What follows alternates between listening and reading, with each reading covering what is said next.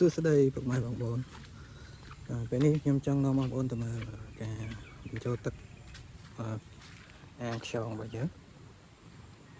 នេះខ្ញុំទៅតែបង្ហូរវារួចមានការសំណល់អាចវាហើយនឹងចំណីដែលលួយវាញ៉ាំអត់អស់វាសៀនអស់ហ្នឹងគឺយើងបង្ហូរវាចោលបាទនេះកូនខ្យងខ្ញុំវាទុយដែរទេតិចដែរទេនេះអាងខាងនេះវាច្រើនអានេះអាងនេះវាច្រើនដែរហើយវាពងបដាហើយខ្លះវាទៅតែរៀនពងបានតិចខ្លះបេះហើយបាន4 10ហើយទុយ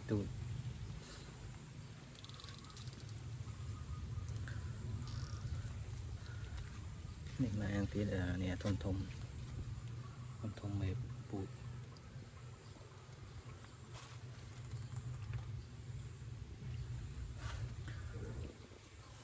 ពងវាបេះអស់ច្រើនហើយនេះទៅពងយកមិញថ្មីវាមិនទាន់រឹងនេះក៏ដូចគ្នាដែរទៅពងវានៅថ្មីអត់ទាន់រឹងអត់ទាន់បេះវាទេអានេះពងដែលយើងបេះបានពងដែលយើងបេះបានគឺយើងដាក់វាអញ្ចឹងគឺវាញុះទម្លាក់នៅក្នុងនេះឯង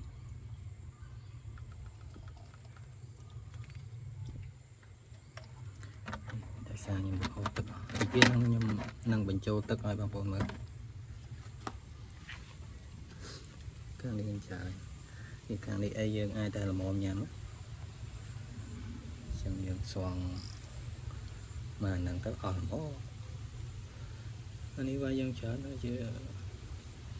3 គីឡូ 4 គីឡូ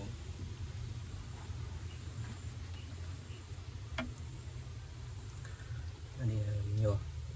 កូនដែលញាស់ហើយគឺធ្លាក់នៅក្នុងនេះបានច្រើនដែរខ្ញុំអត់ទាន់សងវាទៅដាក់កន្លែងផ្សេងហើយញាស់គឺយើងដាក់វាញាស់នៅក្នុងហ្នឹងឯងពេលយើងញាស់ទៅយើងអាចនឹងរើសកូនវាចេញសួរដើម្បីកុំឲ្យវាលោកឡំជាមួយណាធំ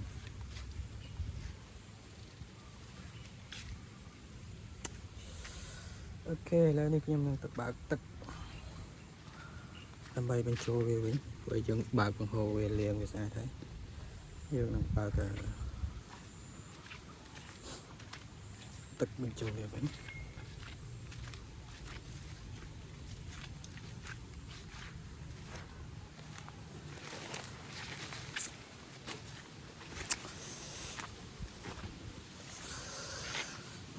តែពិតយើងត្រូវបញ្ចូលទឹកពាំងឬទឹកអីទៅវាល្អសម្រាប់ខ្យងតែខ្ញុំខ្ជិលរៀងតើបូមបើកទឹកសិនតែម្ដង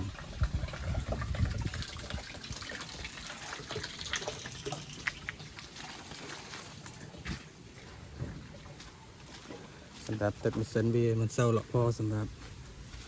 ខ្យងសម្រាប់ត្រីដែលយើងចិញ្ចឹមទេគឺទឹកហ្នឹងវាមានសារជាតិថ្នាំដែលគេដាក់នៅក្នុងទឹកហ្នឹងឲ្យទឹកស្អាតហ្នឹងអញ្ចឹងវាអត់សូវល្អសម្រាប់ខ្យងសម្រាប់ត្រីដែលយើងចិញ្ចឹមទេ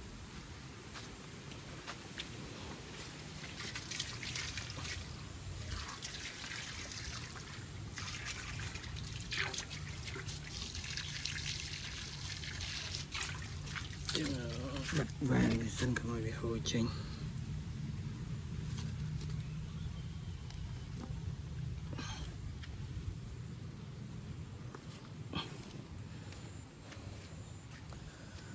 ពួកនេះគេដាក់ទឹកយើងអត់ដាក់ពេញពេកទេយើងដាក់ត្រឹមស្នាមនេះទេ